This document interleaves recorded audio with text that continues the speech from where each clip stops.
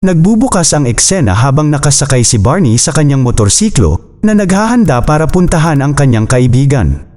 Nilapitan ni Barney si Lee Christmas para sa paparating na misyon upang iligtas ang mundo mula sa sukdulang pagkawasak. Sawang-sawa na siya sa kanyang kasintahan na laging sumisigaw sa kanya, kaya iniligtas siya ni Barney mula sa kanya at dinala siya sa bar. Nagsimula silang makipag-away sa grupo ng mga gangster at muntik nang mapatay ni Lee ang isa sa kanila. Dinala pala siya ni Barney dito para makipaglaban sa grupo ng mga gangster upang mabawi ang kanyang singsing. Pinatumba silang lahat ni Lee gamit ang knucklers at binigyan ng malulutong na sapak ang kanilang mga mukha.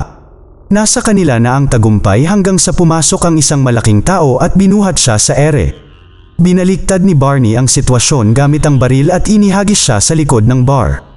Ang eksena ay lumipat sa labanan sa Libya kung saan si Romet ay maingat na pumasok sa armadong lugar at nilabanan silang lahat.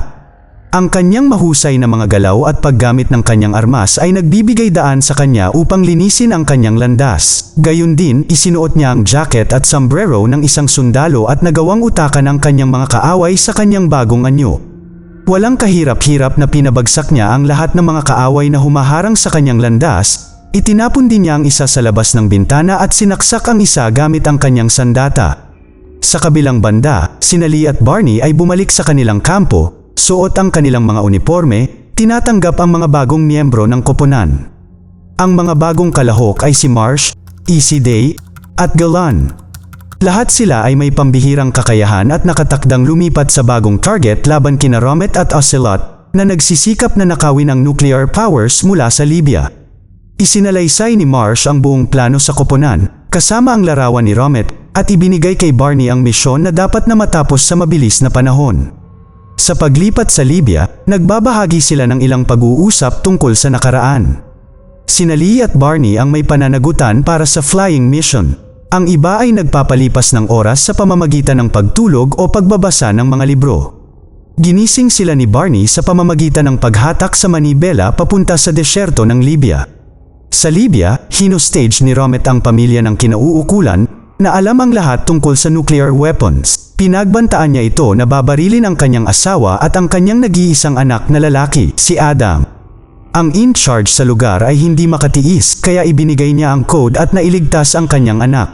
Sa kasamaang palad, hindi niya nailigtas ang kanyang sarili. Habang kinukolekta ni Romet ang mga armas, dumating ang trahedya habang papalapag ng eroplano si Barney sa Libya, kaya napilitan silang maglanding ng mas mabilis. Tinutulungan sila ni Barney na makatakas sa pamamagitan ng pagsakay sa mga armadong sasakyan, at nananatili siya sa ere, at iniiwasan ang mga pagsabog gamit ang defense system ng eroplano. Nakapwesto na din si Gunner sa kanyang posisyon para barilin si Romet, na handang umalis dala ang mga armas, ngunit sumablay ang bala. Ang malabong paningin ni Gunner ang dahilan kung bakit hindi tumama ang shot at tinulungan si Romet na makatakas sa lalong madaling panahon. Malapit nang mangyari ang pinakamalaking labanan sa pagitan ng dalawang hindi kapani-paniwalang kapangyarihan sa planeta. Hinahabol ng mga armadong sasakyan si Romet at sa likod ng kanilang mga sasakyan, marami pang iba ang nakatutok sa kanila. Ang hangin ay napalitan ng amoy ng mga pulbera at malalakas na tunog ng mga kalansing ng mga sasakyan.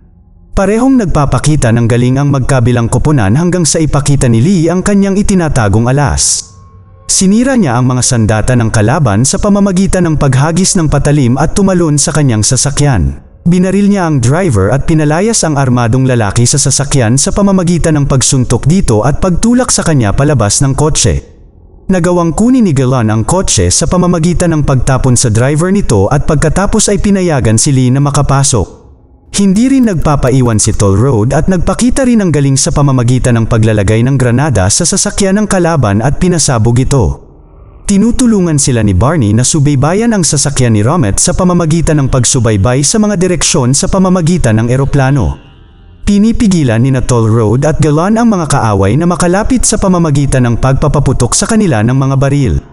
Ang matinding labanan ay nagpapatuloy ng ilang oras na nagpumilit kay Romet na lumabas. Nag-utos siya ng napakalaking pampasabog para itutok sa eroplano ni Barney na sumunog sa isa sa mga makina. Pinipigilan niya ang eroplano na mawala ng kontrol, ngunit ang pagpigil dito ay nagdadala sa kanya na lumapit ang mainit na apoy na nasa likod niya bawat minuto. Inutusan ni Barney si Lee na ituloy ang paghabol kay Romet, ngunit mas pinili ni Lee na iligtas ang kanyang kaibigan. Dumiretso siya sa armas ng missile at tumalon siya sa tamang oras. Ang sasakyan ay tumama sa armas at sumabog sa hangin na parang isang malaking bowl ang apoy na lumalabas sa lupa. Ang kahangahangang isip at kakayahan ni Lee ay nagligtas sa kanya mula sa sukdulang panganib. Ang koponan ay labis na nadismaya dahil nawala ng kontrol si Barney sa eroplano. Samantala, nakatakas din si Romet, na tumakas sa pamamagitan ng isa pang helicopter na inilagay na bilang isang ruta ng emergency escape. Hindi nagtagumpay ang kanilang misyon at nawala din ang pinakamamahal nilang miyembro na si Barney.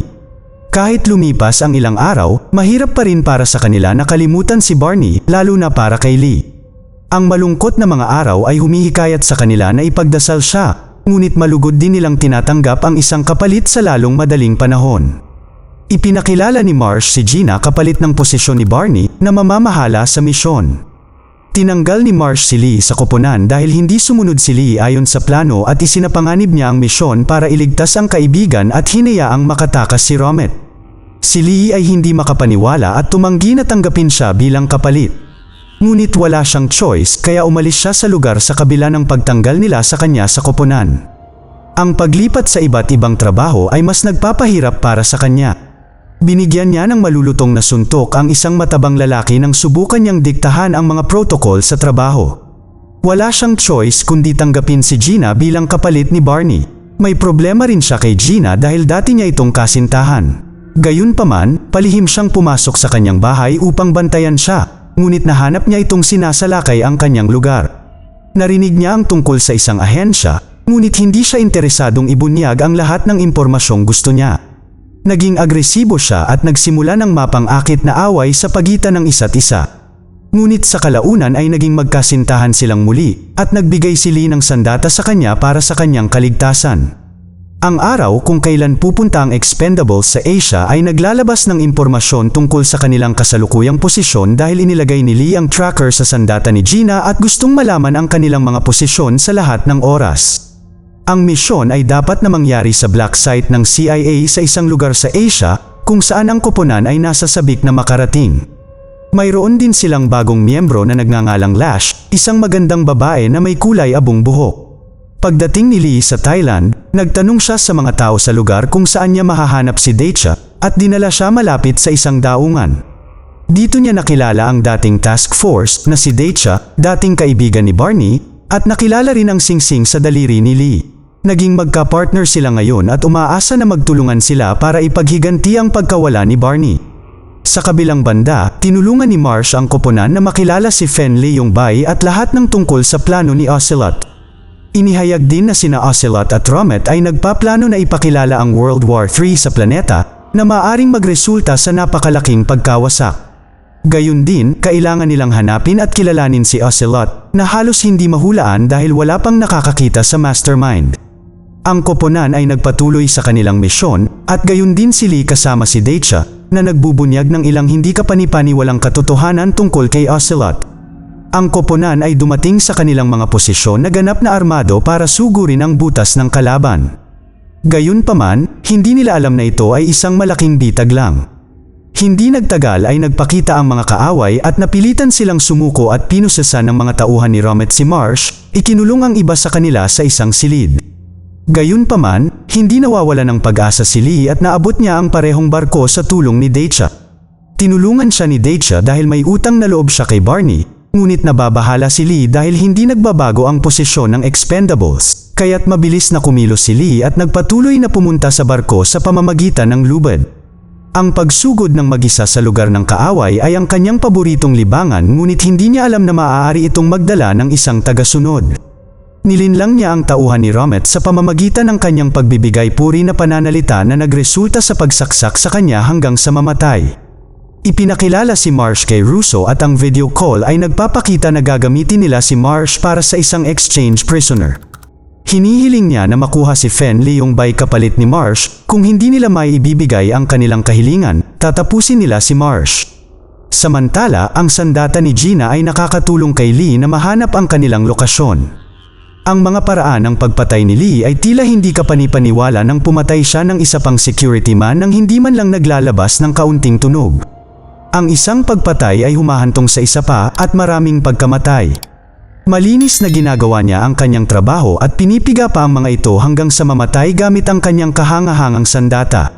Ang kanyang mga galaw ay matatag at nagpapakita ng pinakamahusay na galaw at lakas. Napansin ng koponan ni Romet ang mga nangyayaring kaguluhan sa security team, na curious sila, ngunit pinangangasiwaan ni Lee ang sitwasyon sa pamamagitan ng panlilinlang sa kanila gamit ang telecom device sa isa sa kanila. Gayunpaman, hindi ganoon kadali ang paglusot sa lugar ng isang malakas na kaaway, at tinatanggap niya ang isang nakabibighani na labanan sa pagitan ng mga miyembro. Isa siyang one-man army na walang kahirap-hirap na naiiwasan ang mga tauhan ni Romet gamit ang kanyang mahuhusay na galaw at husay sa paglutas ng salungatan. Pumasok siya sa silid kung saan ang pampasabog ay nakalagay at ang paghahanda para sa pandaigdigang labanan ay nagsimula na. Gayunpaman, wala siya sa estado upang gumawa ng anumang bagay upang pigilan ito dahil ang isang pulutong ng mga mandirigma ay nasa likuran lamang niya. Gayunpaman, nagmadali siyang sumakay sa isang motorsiklo at pinatumba ang iba sa kanila gamit ang baril ng motorsiklo. Kasabay ng pagpapanatili na pigilan ang mga manlalaban na sumusunod sa kanya, nagawa rin niyang lokohin si Romet at ang mas matataas na awtoridad sa mga telecom. Ngunit hindi nagtagal, nalaman nila ang tungkol sa kaguluhang nangyayari sa barko. Ang pag-iwas sa mga mandirigma ay nagdadala sa kanya sa dulo, ngunit nakaisip siya ng paraan na nakakapanabik. Huminto siya sa dulo at hinarap ang hamon ng may direktang diskarte.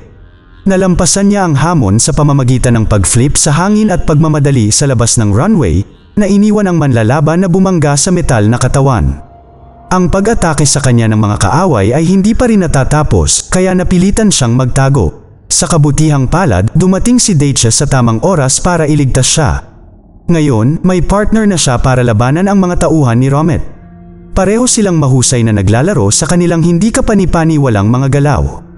Samantala, sinusubukan ng mga expendable ang bawat sulok upang makatakas palabas sa metal na silid na ito, ngunit walang kabuluhan. Sinabi ni Easy Day na may paraan upang mabuksan ang lock na ito. Kung mababasa ng tubig ang bilge system, kusang magbubukas ito, kaya nagpa siya silang umihi sa lock at sa wakas ay nagtagumpay sa pagbukas nito. Gayunpaman, ang pagdaan sa tumutulo na ihi ay medyo nakakadiri, ngunit wala silang pagpipilian.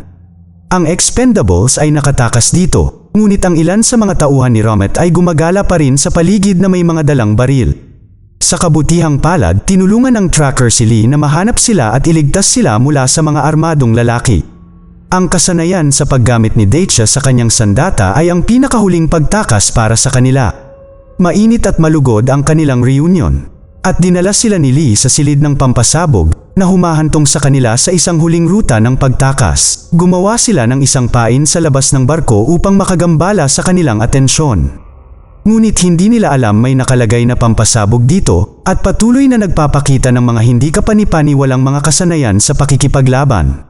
Ngunit si Lee pa rin ang tunay na nakakatakot sa kanilang lahat, ngunit ngayon ay mayroon na siyang isang buong koponan na tumutulong sa kanya na tapusin ang misyon ng mas madali. Ang bawat bahagi ng kanilang koponan ay lubos na sinanay at nagtataglay ng mga natatanging kasanayan sa pakikipaglaban. Sa kasamaang palad, si Toll Road, isa sa mga expendables, ay lubhang nasugatan, ngunit patuloy na sinasabayan nila ang mga kalaban gamit ang talino. Pinasok ni Lee ang loob ng kanilang control room at hinahanap si Marsh, ngunit hinihintay siya ni Romet na may dalawang matalas na patalim. Tumalon siya kay Lee gamit ang matatalim na mga sandata ngunit madali niyang naiwasan ang mga ito. Ipinakita rin niya ang ilan sa mga pambihirang galaw niya gamit ang sandata. Si Romet ay tinamaan ng kutsilyo, ngunit tinanggal niya ito na parang wala lang sa kanya at bumalik sa pakikipaglaban. Tunay na malakas si Romet, ngunit mas malakas pa rin si Lee. Dahil dito, tinusok ni Lee ang kanyang puso gamit ang isa pang sandata at hinila ito sa loob ng may sukdulang presyon gamit ang kanyang mga paa. At sa wakas ay isiniwalat ni Romet na ang tunay na pagkakakilanlan ni Ocelot ay si Marsh.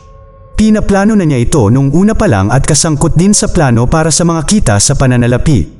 Napansin din niya ang mga toothpick ni Marsh sa sahig. At agad na inutos ni Gina sa kontrol ang isang pagsabog kung saan malapit nang makatakas si Marsh.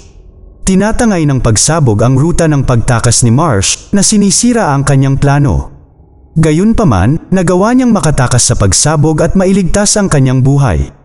Sinubukan pa nga ni Marsh na kumbinsihin si Lee gamit ang pera, ngunit tumanggi si Lee sa kanyang alok, kaya ang kanyang koponan ay nagsimulang magpaputok kay Lee at sa iba pa. Sa kabutihang palad, nakatakas siya sa mga putok ng baril. Iminumungkahi ni Lee na pumunta sila sa bangka ni Daecha para sa tulong medikal at iginiit na mahalaga ang buhay ng kanilang kasamahan. Gayunpaman, siya ay nagpasya na sirain ang barko ng pandaigdigang pagkawasak ng mag-isa. Ang Expendables ay pumunta sa bangka sa tulong ng isang lubad at lahat ay dumaan dito maliban kay Lee. Pinutol niya ang lubad gamit ang kutsilyo at nanatili sa barko para sa huling misyon. Bumalik siya sa control room at inilabas ang mga kadena mula sa barko. Napansin ni Marsh na nabigo ang kanilang plano, ngunit inutusan niya ang kanyang mga tauhan na iligpit si Lee para sa huling pagsubok. Hinihiling niya sa kanila na bumalik at tapusin ang kanilang nasimulan at barilin ang bawat isa sa kanila na tumatangging makipagsapalaran para sa kanilang buhay. Samantala, pinahinto ni Lee ang barko at pinabalik ito sa gitna ng dagat para pigilan ang pandaigdigang pagkawasak at itinigil ang proseso ng mapanganib na armas. At pinigilan ang barko na makarating sa lupa. Ngayon ang tanging gagawin na lang niya ay upang makatakas sa barko. Kumuha siya ng sandata at nag-ipon ng buong lakas ng loob para lumaban sa huling pagkakataon. Gayunpaman, nailigtas siya mula sa panandaliang pagsabog na tumama sa barko, ngunit nakakagulat dahil buhay pa rin si Marsh mula sa pagsabog. Naubos ang mga tauhan niya kaya hinamon niya si Lee na lumaban sa kanya sa isang mano-manong labanan ng walang armas. Tinanggap ni Lee ang hamon at lumapit upang labanan siya gamit ang mga knucklers ni Barney, ngunit si Marsh ay may nakatagong baril. Malapit na niyang barilin si Lee mula doon, ngunit dumating ang isang helicopter at nagpaulan ng bala kay Marsh. Akala ni Lee ay katapusan na niya, ngunit sa kabutihang palad, ang helicopter ay kakampi niya. Ang isa pang nakababahalang katotohanan para kay Lee ay ang nagpapalipad ng helicopter ay si Barney mismo. Pinapasok niya siya sa helicopter at ipinahayag na sinadya niyang magmukhang totoo ang kanyang pagkamatay para malaman niya ang totoong mukha ni Ocelot. Sa huling eksena, nakatakas si Lee sa pagsabog ng barko kasama ang kanyang minamahal na kaibigan at nakita ang pagtaas ng tubig sa langit sa kanilang likuran. Ipinagdiriwang niya ang tagumpay ng koponan at natutuwa siyang makita muli ang kanyang kaibigan. Mag-subscribe para sa higit pang mga video na tulad nito, i-on ang notification at mag-iwan ng like para matulungan ang aming channel. Salamat sa panunood.